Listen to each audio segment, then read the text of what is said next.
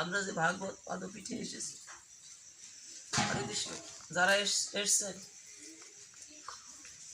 তাদের একটা জন্মের পুণ্যের বলে নয়, পূর্ব জন্মের শত সহস্র জন্মের পুণ্য ছিল।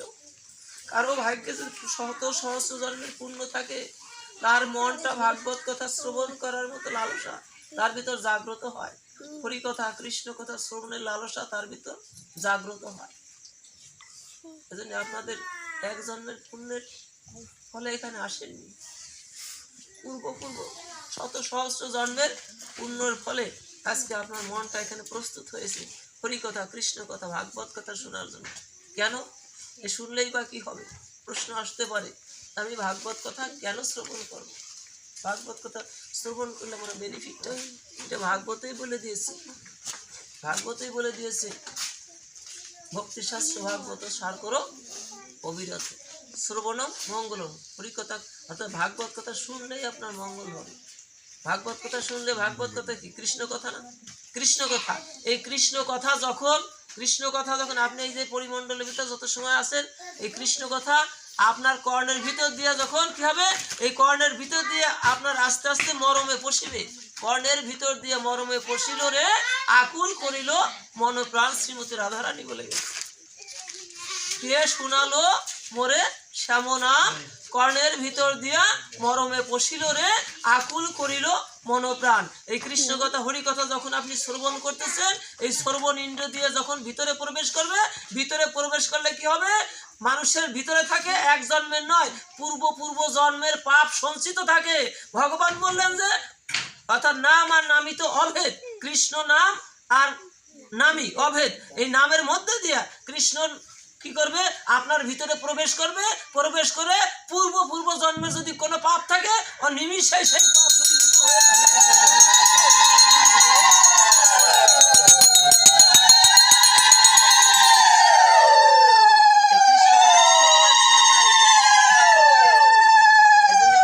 শ্রবণ ইন্দ্রিয়টাকে একটু সজাগ রেখে হরি কথা কৃষ্ণ কথা শ্রবণ করলে দেখবেন আপনার পূর্ব জন্মের পাপ পঙ্কিলতা দূরীভূত হয়ে যাবে এবং হৃদয়ে আপনার ভক্তি উপজীবী।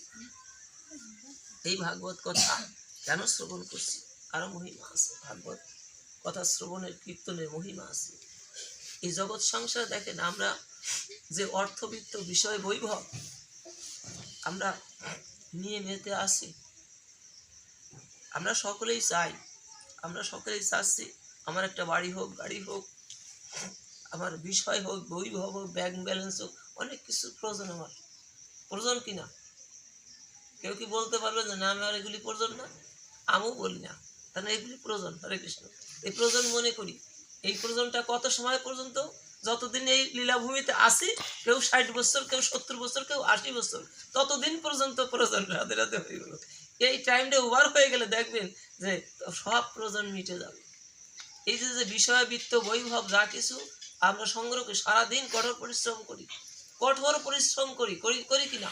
সকাল থেকে শুরু করে পরবর্তী দিন সকাল পর্যন্ত, মাঝখানে কিছুটা টাইম হয়তো আমরা নিদ্রা আলস্যে কাটিয়ে দিই, আর বাকি সময় কি এই যে দুটো অর্থ উপার্জন করার জন্য আমাকে কিভাবে ভালো থাকবো এই চিন্তা চেতনায়।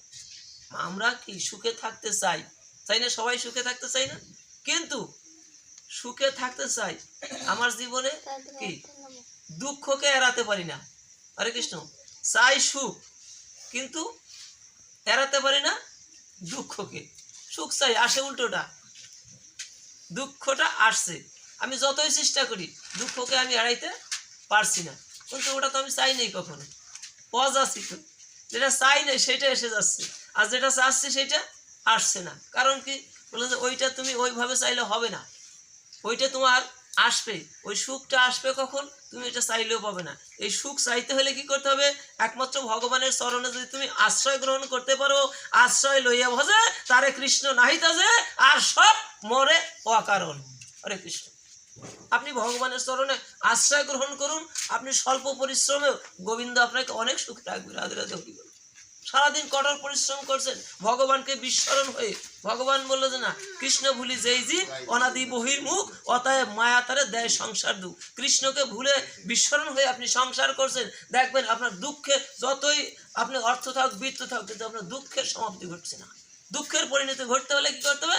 আপনাকে এই বিষয় বৃত্ত বৈভব এগুলি সংগ্রহ করুন, এ তো দোষের কিছু নাই। কিন্তু কৃষ্ণকে বিস্মরণ হয়ে না, ভগবানকে বিস্মরণ হয়ে এগুলি করা যাবে না।